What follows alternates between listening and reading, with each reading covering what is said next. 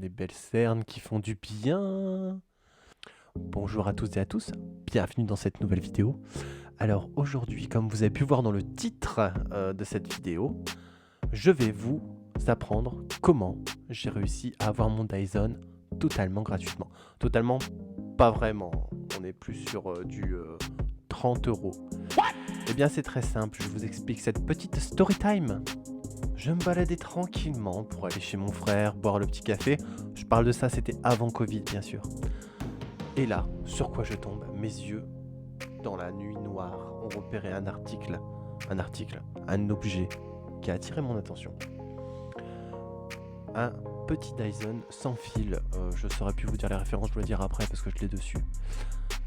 Qui traînait là, parmi les poubelles, et je voyais quelqu'un en train de recharger sa voiture parce qu'il devait être en train de déménager ou je ne sais quoi.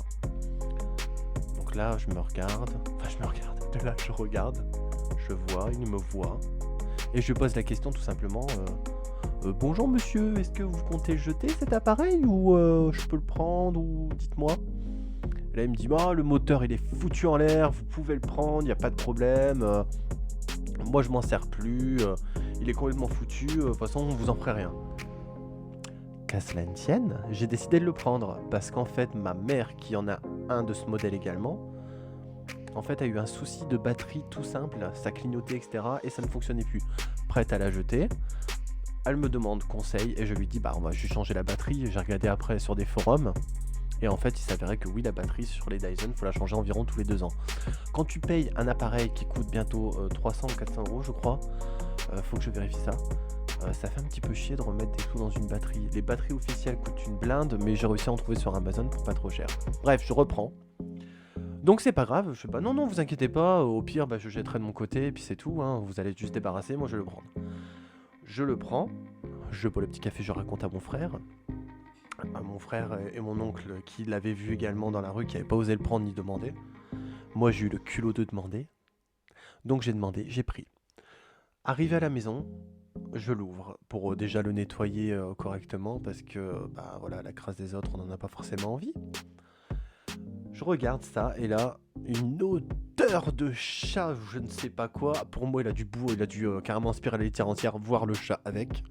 Moi qui suis allergique au chat, comment vous dire que c'était c'était très dur quand même. Donc me voilà en train de le nettoyer, de le briquer, de le bourrer de produits qui sent, parce que l'odeur de chat, pour le faire partir, c'est indescriptible. Cette odeur, elle était vraiment mais incroyablement forte. Après vérification, il n'y avait pas de chat dedans. Il y avait pour moi des morceaux de litière qui étaient et de l'humidité, enfin bref, c'était affreux. J'ai mis un bon 2 heures avant de tout nettoyer, tout briquer, tout désinfecter. Et là, je teste l'aspiration. Ça aspire, mais 2 secondes. Après, ça s'éteint, calme plat. Bon, c'est pas grave. Effectivement, ça clignotait. Parce que j'ai tout eu. Faut savoir que j'ai même eu la base de charge que j'ai accrochée au mur maintenant. Avec les accessoires, avec tout, mais totalement tout. Donc je me dis, c'est sûrement la batterie. Je vais sur Amazon. Je trouve une batterie qui m'a coûté environ 30 €. Je me dis, au pire, j'ai dépensé 30 €, j'aurais perdu 30 € et au mieux, j'aurais gagné 270 €. Donc je commande, j'attends donc le lendemain grâce à Prime, j'ai réussi à l'avoir dès le lendemain. Et là, je fais un test, donc je démonte comme je l'avais pu le faire avec le Dyson de ma mère. Et là, miracle, il fonctionne. J'avais réussi à donc réparer ce Dyson. J'adore ce son mélodieux. Désolé pour les oreilles.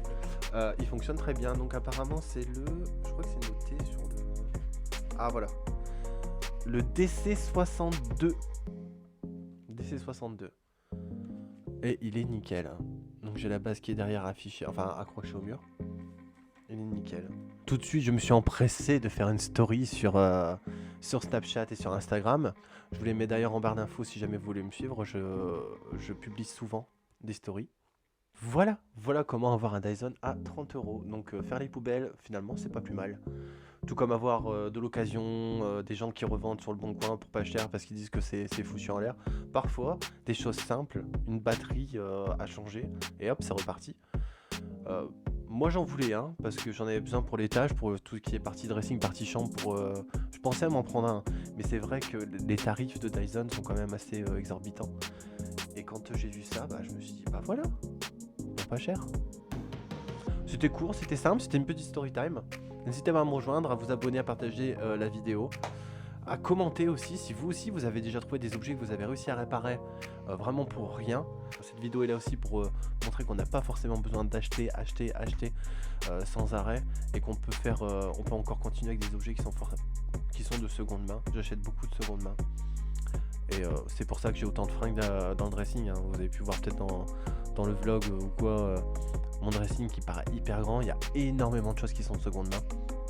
J'essaie de faire pas forcément du neuf. Les modes reviennent, donc je vois pas l'intérêt de forcément acheter que du neuf. J'en achète, mais pas tout le temps.